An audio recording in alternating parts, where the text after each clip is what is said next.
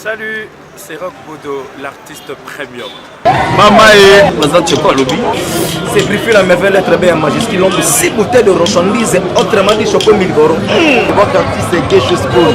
Abonnez-vous massivement à la chaîne ABC One. ABC One. ABC One. ABC One. ABC One. ABC One. ABC One number one. Site internet, il y a solo. Information à vos amis. Suivez tous les news sportifs, artistiques, Actualité. Tous les artistes, les gars. L'information est vraie et originale. Pas de rumeur. On dit que le rumeur pousse les informations. Non. Ah, vous allez m'en solo. son na ABC One, ne zappez pas. Donc, awa, bamakama bien, ya kitoko. Et zapana donc, artiste na bino. Zabli on se côté au télémi. Hein? Dans au télémi. Côté na kaki somo. ABC One. Vous s'abonnez bien tout. Chaîne YouTube qui image est son est est-ce que vous comprenez mon lobby? Venez nombreux vous abonner. Abonnez-vous massivement. ABC One. ABC1. ABC One, ma solo de Kuna. Yamone Makam. Donc, comprenez, dans le but ABC One. Préfère la merveille à s'abonner. Pour na yoka son ABC One. TikTok. lobby ABC One. I loving you. ABC One. TikTok. Tokos. Thank you. Bande ko balandi émission to lebela mboka Kongo la pesi bino mbote bisibelo sozali petika ete kimia nzambe tata eyingela mabota mabino basango ya mokolo malelo vraiment na yeli bino na ye na micro baladeur. Pourquoi micro baladeur? Parce que mboka ezali na mbutu mutu tozali koyoka ete ko da lobi bakondo kotambola te parce que soki nzambe asungi tokobimaka na kabuya pona kolukela bino kaka ba émission kotala ndenge nini mokili ekozala mokolo malobi nde yango lelo tobaki tozala déjà pressé ya kokende koluka micro baladeur tozala précisément na lemba ekoti na couloir oyo pona koluka bandeko basi pe mibali tomeka kotuna bango makambo nini ekoleka na mboka Kongo toni ezali koleka nde bino moko mpenza bokolanda ete lolenge nini bana mibali balobi mpona mboka na bango lolenge nini bakongolais balobi lolenge nini bakongolais batomboki vraiment esalinga na pasi mais esengo ezalaki ya komona ete mosusu alobi nzambe tata ayebana kosunga biso yango nalobi vraiment bosabone massivement awa na ABC One TV vraiment esika bokozwa exclusivité ya makambo nyonso oyo ezali ete nga vraiment nazali molobeli ya mboka Kongo. Olga Lokunga, merci pour bien que tunaki yo za na ngola boza na souci ya mboka. Merci mingi penza la kokona na bino esengo ezali makasi epai na bino na princesse Batondo Mido tika iti mama Chantal ya bolanda kasi tango bozolanda bilenge oyo tango bozolanda makambo na bango naza na posa na bino bobinga po ete tosola tina mboka po ete émission to lebela mboka Kongo za émission ya réflexion bobinga na plus 243 non c'était 087 43 25 naza la posa ya bappel na bino tango bosabone bobenge kosala nga malamu po encourager émission oyo ya kolobelaka mboka na bino Kongo po tokende bipai biso mboka ezali ya kokufa mboka ezali na pasi bitumba ezali basango bakoti makambo bato be basali boye toyebi te eloko nini elingi kosalama na mboka oyo ezali tokufa ezali tokoma boni en tout cas nayebi te bobenga mpe bosabone na ABC One TV vraiment bokosalaka desite mbote na mama Chantal yawo mbote na mama mama bapasala libota plus 243 ndene ebisi bino 97 087 43 25 bobenga bolanda nanu bandeko mibali oyo bazali bakongolais oyo bazali peuple oyo bazali kokutela tolo soki bolandi bango nde tokozonga awa po ete boyeba nini ezali koleka kabuya vraiment cameraman soko okoki kozala na bilili oyo tokoki kosola bandeko balanse yango po ete bato bamona.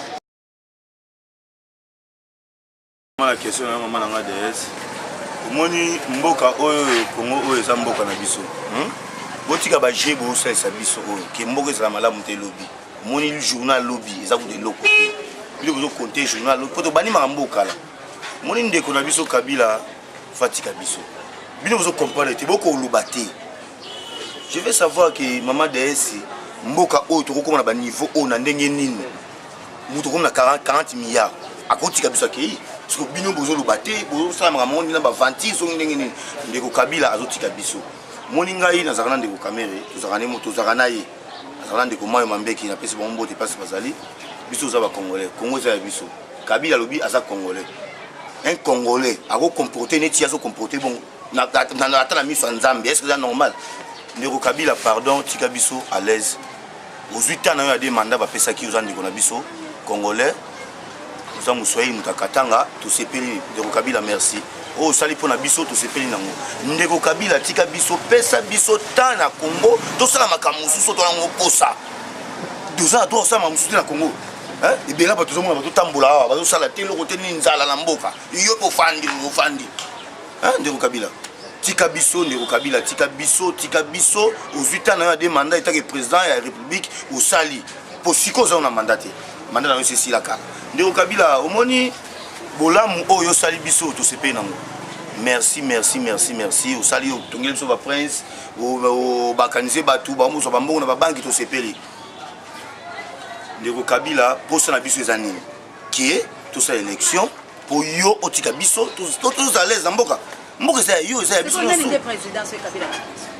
est-ce que elle Congo banda ki Ndeko Kabila monsieur le président bozo makamni mais yo Vital Kamerhe ozala kanaye est-ce que tu es très très bosso ndeye Vital Kamerhe soki ozala preuve qui a za tête personne preuve bazo wela nini yena ndeko na ye Pierre Ndeko Pierre Kangouda zagi secrétaire général na biso il y a INC, mais merci Ndeko Kangouda Pierre Azane Mouté Amabe.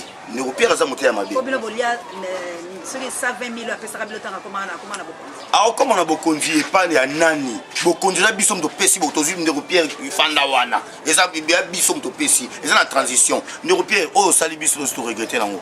Et puis comportement ozo continuer ko taquer biso. Ndeko Pierre na ebisi yo peli sous sikoyo. Ngayo nazali à présent jeunesse ya lemba INC.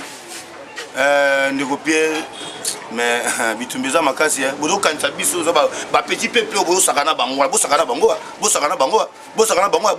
si akudu banini biso ozali na beti boy na lobi kie na Ndeko Pierre na Ndeko Kabila batika biso Ndeko Pierre kuna occupé te poza muto biso muto yina biso muto yakina ba yo yebaki yeba Ndeko Pierre yebaki biso mto yena ye président biso Kamerhe na pesi mbote mokonzi na ngai na pesi mbote place ozali yo mto yena Ndeko Pierre c'est Ndeko Pierre a du succès on dit ndenge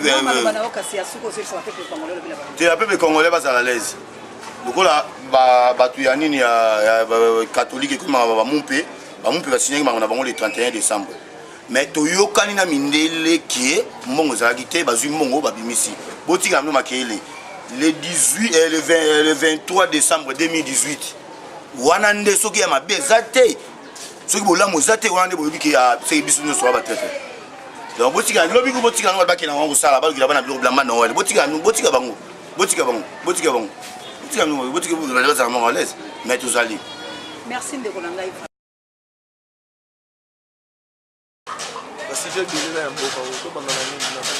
Na tous les cas, c'est que ça, la comme nous sommes la peuple. Est-ce que le peuple va se retrouver dans ma caméra, va se le peuple. Mais au moins, d'abord, merci beaucoup pour ces paroles. Les gens qui disent la petite heure au lobby, là, ma caméra, parce que ce que tu as, rien ne change, mais tu as un peu de obligé au lobby. Tout le pété, ça peut bien fait. Bon, jusqu'à présent, tout le monde a mboka soit free bisoté toujours le banito toujours obligé surtout le baraboue toujours ça la manifestation la ndenge tout mais toujours comprendre que l'eau ni les autres décanté toujours comprendre que l'eau ni autres décanté la carte ya terrain na biso la carte sur la jeune comme na tanto comme on fait tout dans makambo déjà ça derrière au fan na to vidéo banchi qui toi ba cadre mais tout dans makambo bien té mais donc to bunda to landa to ça makambo on na logique toujours réussir alors to kota na ki escroquerie parce que on mo ba jeune comme la escroquerie ma belé jeune za cadre na makala bagage mais makambo simba to ki no sa boulot mususu mo no super mutu même tellement que ozaka yo soko ndenge nini on chante di boulot te di bosuna mais bon pour ça bazo connaître le baïbo bilo to kesi Kabila pouvoir c'est comme le bozo le bani baïbo beta manzanza bo sala to bo se manifester pour peuple ba libéraka été peuple ndé ami libéraka yema komoni manifestation ya kobeta manzanza banini eza ngo ba formalité mais comprendre bango moko bayibelo mingi zozanga po makambo eza un clin d'œil kaka non ki place mo bayoka libu mais ntango bokende boye misusu baleki na ndenge ya système biso nimene biso kaka poto ndima tobwakisa bango bazwi moloko sikoyebisanga nakende kokufa mpona babiloko mosusu bato mosusu baotya biloko na bapoche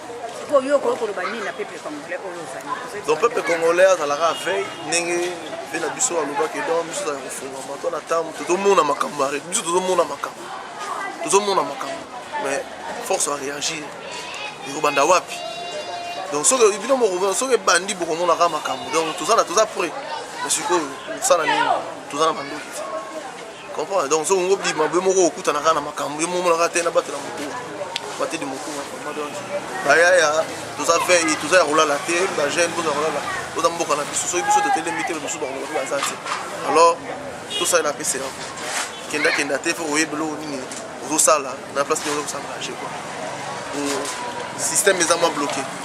Merci ndeko langa la moni opoza na papa mbote papa na ngai mbote papa bongo yo kasi pona mboko yo kinenge ndeko alobi yo koloba nini pona ngai merci mingi pona parole pona ngai mingi ezaka losambo nyonso ezaka nzambe moto apermetaka soki nzambe apermetre esamba bongo esambaka bongo soki ye apermetre nete bon tokoloba nini tozala likambo ya koloba te po nyonso eutaka pa ya nzambe na suki na ngaba.